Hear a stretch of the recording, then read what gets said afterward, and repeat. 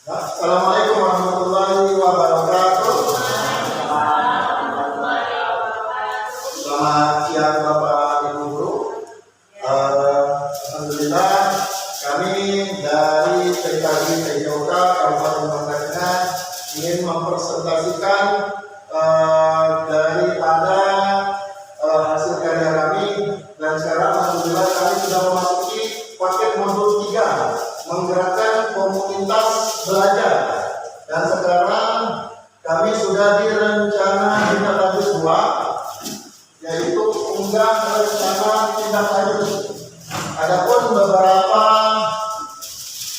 komponen yang akan saya presentasikan, itu pertama itu judul program atau kegiatan, kemudian latar belakang, tujuan program, capaian dilakukan, dan hasil yang diharapkan untuk tiap tujuan, kemudian struktur program dan mitra dalam komunitas belajar, pernyataan tentang kapasitas yang dimiliki kelas atau sekolah, kemudian rencana evaluasi, dan yang terakhir kemungkinan tantangan. Nah,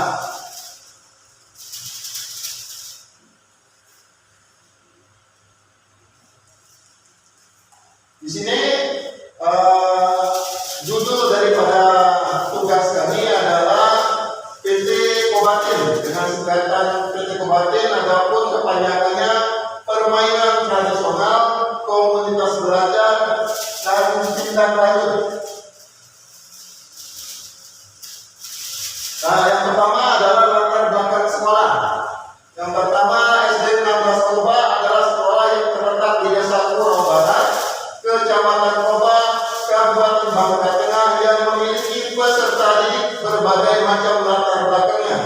SD 16 Koba memiliki fasilitas sarana dan prasarana yang cukup memadai, seperti halaman sekolah untuk olahraga yang luas, kelas yang nyaman, peralatan olahraga yang memadai, memiliki guru yang berkompeten di bidangnya, dengan visi untuk mencetak generasi muda yang cerdas, berkarakter, dan berdaya saing tinggi.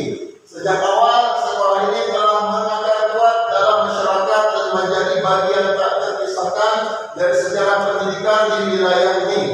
Bagian dengan warisan yang kaya dan tradisi dan nilai-nilai luhur. SD 16 Koba terus berkomitmen untuk mengembangkan potensi siswa. SD 16 Koba memiliki lingkungan belajar yang kondusif dan inspiratif. Sekolah yang asri dilengkapi dengan berbagai fasilitas seperti perpustakaan, ruang kelas yang nyaman, dan lapangan olahraga. Selain itu, sekolah ini juga menerapkan sistem pembelajaran yang aktif dan menyenangkan, sehingga siswa dapat belajar dengan lebih efektif dan efisien. Yang kemudian latar belakang daripada permainan tradisional. Permainan tradisional merupakan perwujudan dari kearifan yang diturunkan kepada masyarakat secara turun-temurun dan lebih bersifat sosial. Lahirnya permainan tradisional ini dari kebiasaan adat istiadat yang diwariskan secara turun-temurun, guna untuk mewadahi suatu sistem dalam masyarakat, bisa dalam bentuk pola perilaku, interaksi sosial, gotong royong, serta nilai-nilai sosial yang terkandung di dalamnya. Permainan tradisional tidak hanya menjadi sarana hiburan, tetapi juga sarana pembelajaran bagi generasi muda untuk memahami nilai-nilai kebersamaan, kerjasama, kerukunan, dan persaudaraan. Jadi kesimpulannya daripada latar belakang permainan tradisional adalah permainan tradisional suatu aktivitas bermain dan olahraga yang tumbuh dan berkembang pada daerah tertentu, yang syarat dengan nilai-nilai budaya dan tata nilai kehidupan masyarakat, dan diajarkan turun-temurun dari satu generasi ke generasi berikutnya. Next, tujuan daripada program ini yaitu memperkenalkan dan melestarikan permainan tradisional lobang hantu. Ini kami ada memperkenalkan permainan lobang hantu di sekolah kami sebagai bagian dari warisan budaya bangsa, serta membuka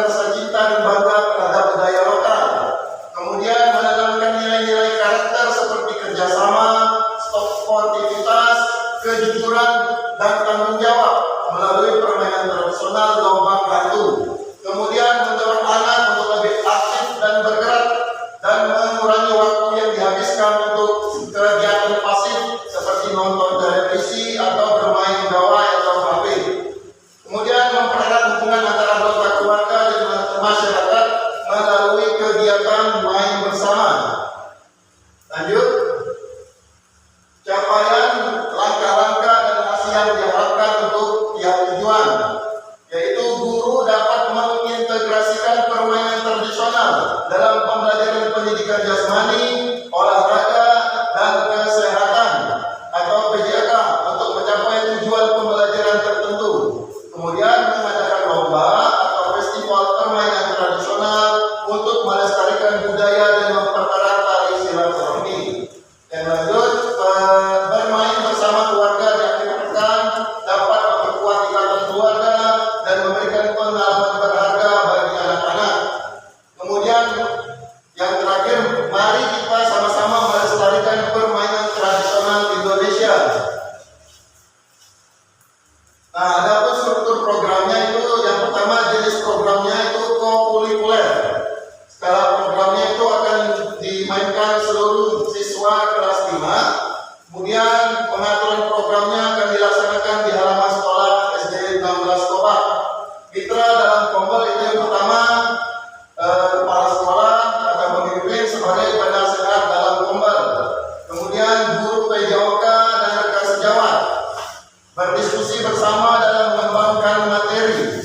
Kemudian rekan-rekan Kombel berdiskusi bersama dalam pembuatan karya. Nah, ini aset yang dimiliki sekolah atau aset best thinking. Aset manusia yang itu yang pertama kepala sekolah, guru, serta siswa. Yang kemudian aset sosial, kerjasama dan dukungan kepala sekolah.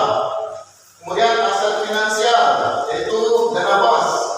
Aset fisik, halaman sekolah, ruang kelas, ruang UKS, dan perpustakaan. Ini aset-aset yang dimiliki oleh sekolah SD 16 Koba. Selanjutnya rencana evaluasi. Nah, di sini kami akan merencanakan beberapa evaluasi. Yang pertama dengan cara observasi, kemudian survei, penilaian, refleksi kepada guru dan murid. Nah, adapun tantangan yang akan kemungkinan yang akan dihadapi itu yang pertama cuaca yang tidak memungkinkan. Bisa jadi itu akan terjadi hujan. Kemudian antusias peserta didik yang kurang. Kemudian keterbatasan waktu dan persiapan yang kurang. Kemudian dukungan dari wali murid yang kurang. Sarana dan prasarana yang tidak memadai dan tidak sesuai dengan fungsinya. Terima kasih. Baik, alhamdulillah demikian presentasi dari kami. Mungkin ada tambahan dan atau mungkin pertanyaan dari Bapak Ibu guru, dari Bu Kusini.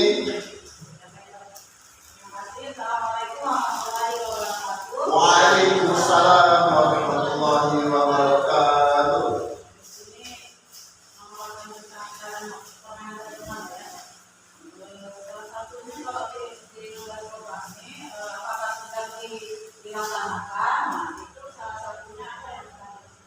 Oke, terima kasih pada Ibu Kusini atas pertanyaannya.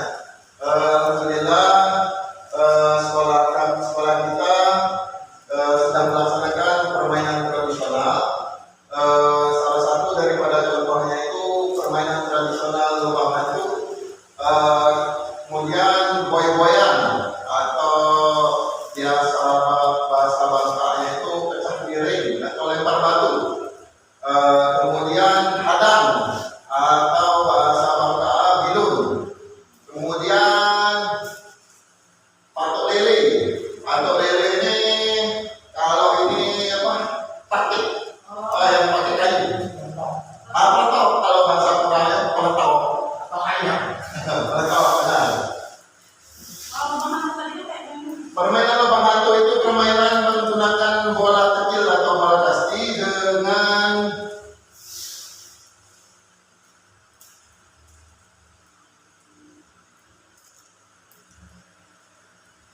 dengan lubang di depan sebagai sasaran.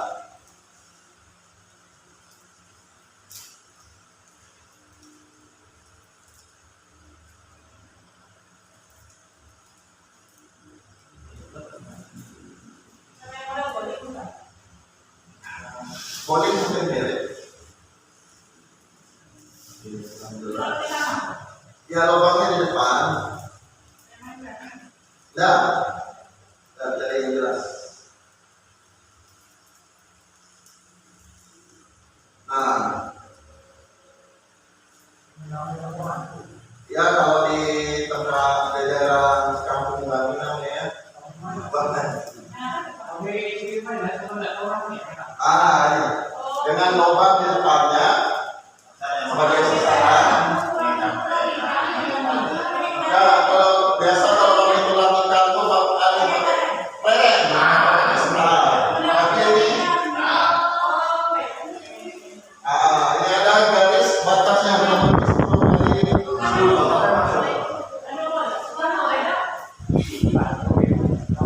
Nah, kalau di daerah kami namanya tradisional banget tuh. Biasanya tiap daerah itu beda-beda. Kalau masuk itu sesuai giliran.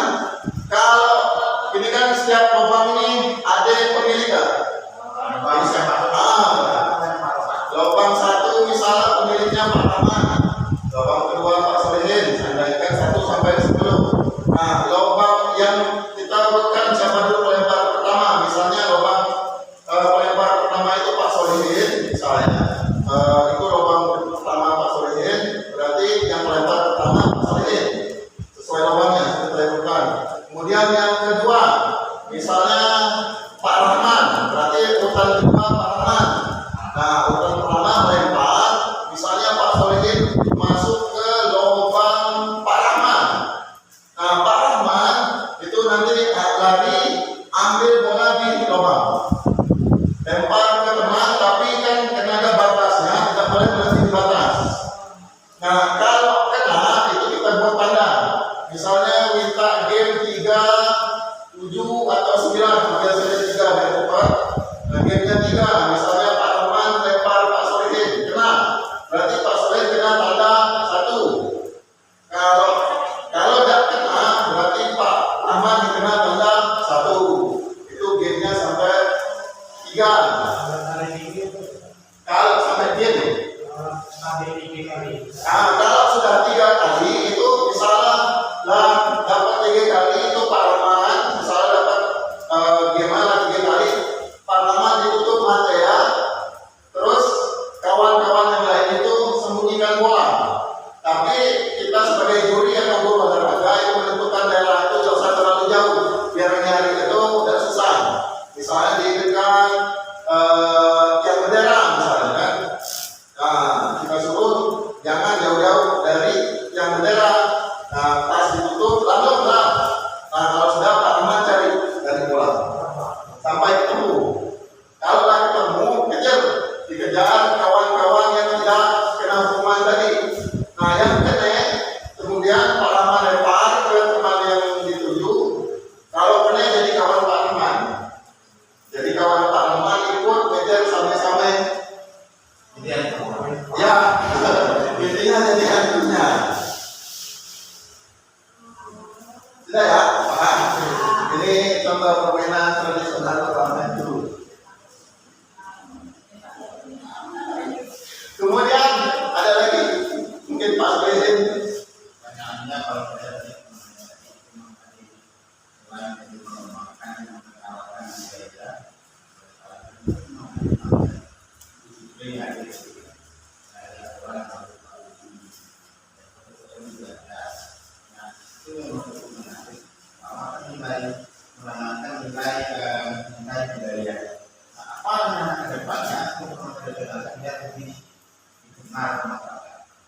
Baik, terima kasih atas pertanyaan dari Pak Solihin. Saya sebagai guru olahraga memiliki rencana untuk mengadakan turnamen atau lomba permainan tradisional dari skala kecil dahulu, yaitu di sekolah kita. Mungkin salah satunya tadi permainan tradisional Bakantu. Kemungkinan yang lainnya itu bola petak.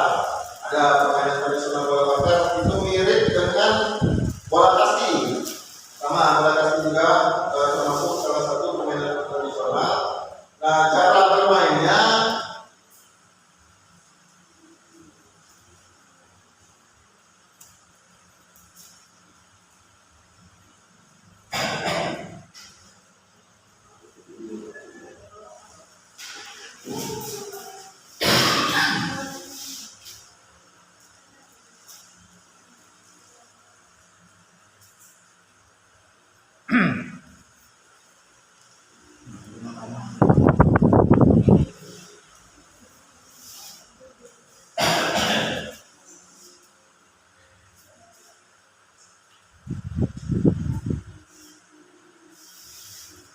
ya, ini adalah salah satu contoh daripada permainan tradisional bola bakar.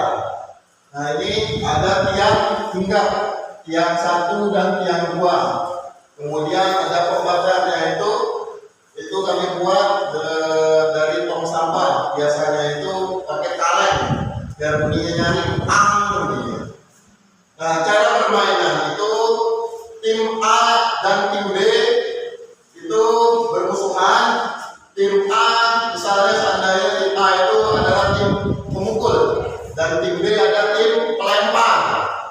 Nah, kalau kena itu lari ke tiang 1 dulu, jangan langsung ke tiang 2. Boleh tidak? Boleh, tapi kalau ada kesempatan. Kemudian cara mematikannya itu bagaimana?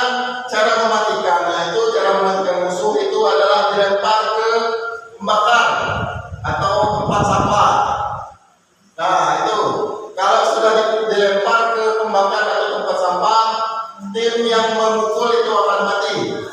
Kemudian cara kedua untuk mematikannya itu ditip atau disentuh menggunakan bola.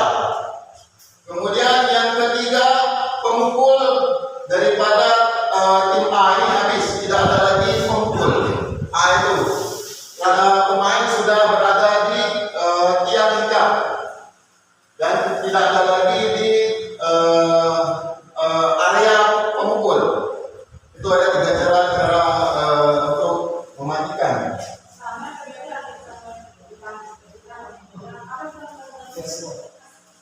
Kasti hampir sama permainan tradisional bola bakar dengan kasti itu hampir sama, cuma yang membedakannya itu kalau bola bakarnya dan pembakarnya. Ada pembakarnya, bisa digunakan pakai tong sampah atau kaleng. Biasanya sih pakai kaleng, karena kita yang ada kaleng. Kenapa pakai kaleng itu? Karena suaranya nyaring, bunyinya. Ya, kalian cukup benar.